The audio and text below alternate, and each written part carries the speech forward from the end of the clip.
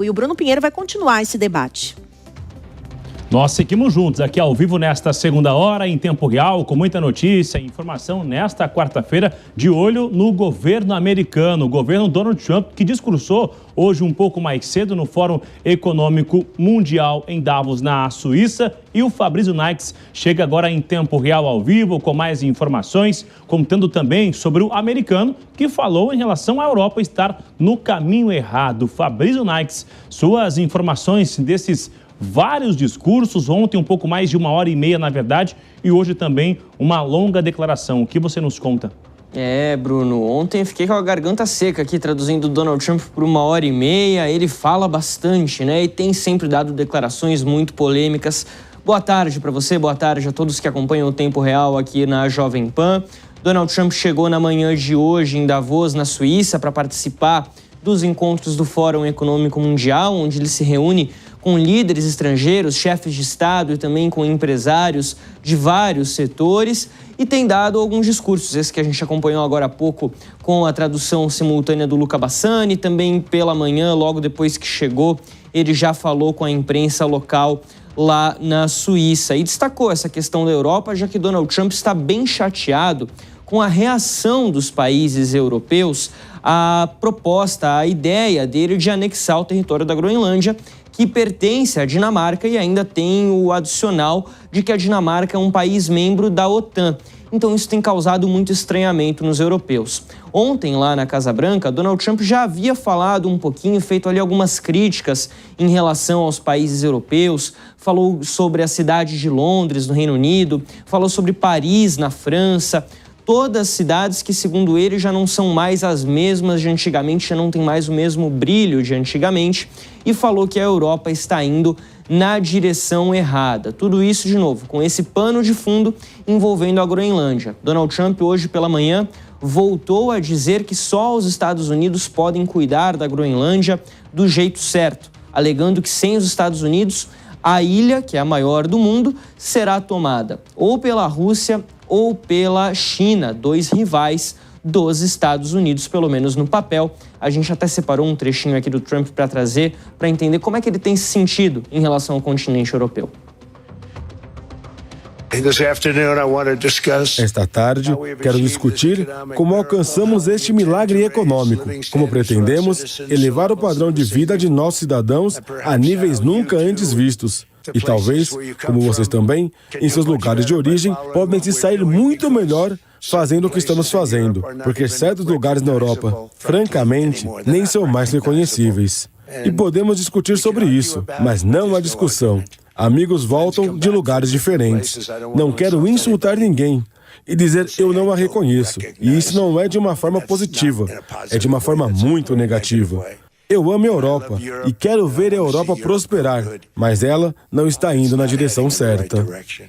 Bom, várias críticas podem ser feitas à forma como os países europeus têm vivido nos últimos anos, principalmente no plano econômico. Os países não têm mais aquela pujança de antigamente, ali dos anos 90, e isso é fato. Mas o presidente Donald Trump faz esse discurso que ecoa muito no que diz respeito à imigração.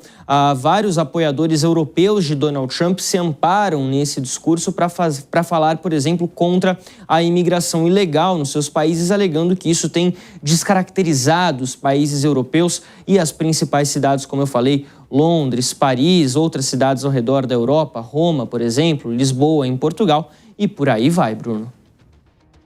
Ainda sobre esse assunto, essa declaração extensa, ontem, hoje, ele voltou a falar sobre a Venezuela. Qual é a situação de momento na visão do governo americano?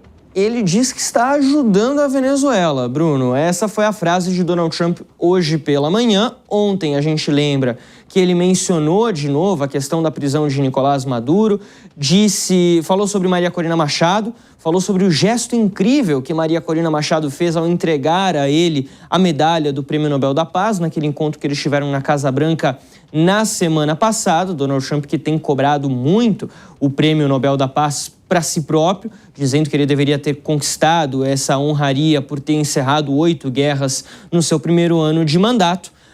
E ontem ele chegou a destacar que ele está, inclusive, pensando em alguma forma de envolver Maria Corina Machado nessa nova fase, nesse novo momento da Venezuela. Hoje ele disse que os Estados Unidos estão ajudando muito o país sul-americano. Essa que é uma frase que vem horas após o governo venezuelano confirmar a entrada dos primeiros 300 milhões de dólares do acordo que foi fechado entre Caracas e Washington para a venda de petróleo. O primeiro acordo feito entre os dois países desde a prisão de Nicolás Maduro. Um acordo de 500 milhões de dólares por 50 milhões de barris e uma parte desse dinheiro, mais da metade, já entrou no caixa venezuelano. A Venezuela tem como prioridade, segundo a presidente interina Delcy Rodrigues, distribuir esse dinheiro para bancos locais para que eles possam controlar o mercado cambial do país e conseguir devolver o poder de compra da população venezuelana. Esse é o argumento oficial. E Donald Trump tem mantido essa versão. Nós estamos ajudando a Venezuela, eles passam por um momento delicado, precisamos fazer a coisa certa, queremos o acesso ao petróleo e as empresas norte-americanas é que vão investir e vão ganhar muito dinheiro de fato na Venezuela. É isso que tem dito Donald Trump, que deve buscar, inclusive nesse Fórum Econômico Mundial em Davos, atrair outras empresas também para o mercado venezuelano, que hoje é explorado majoritariamente pela PDVSA, a estatal da Venezuela. Fabrício, só quero fazer mais uma pergunta. Você acredita que Maria Corina Machado, com essa amaciada que ela deu no ego do Trump, entregando o prêmio para ele, o Nobel da Paz, ela vai tirar uma casquinha e vai conseguir interferir nessa transição política na Venezuela? No curto prazo, acho que não, Márcia. Por quê? Porque Donald Trump sabe que o cenário político na Venezuela, ele é muito delicado, ele é muito instável.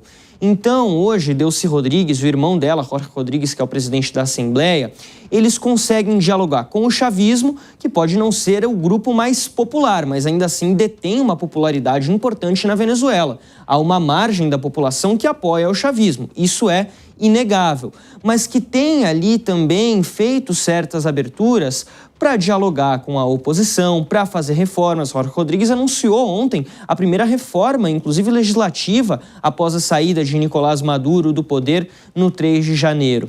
Então, há uma outra questão aqui que a gente precisa colocar nessa equação. As Forças Armadas. As Forças Armadas são extremamente importantes na Venezuela, mas elas não detêm o monopólio da força lá no país. A Venezuela tem milícias, a Venezuela tem uma polícia fortemente armada, a Venezuela tem uma população também armada e que foi treinada nesses últimos meses, a gente não pode esquecer, pode até zombar um pouco, mas não pode esquecer que ela foi treinada para uma possível resistência contra invasões estrangeiras.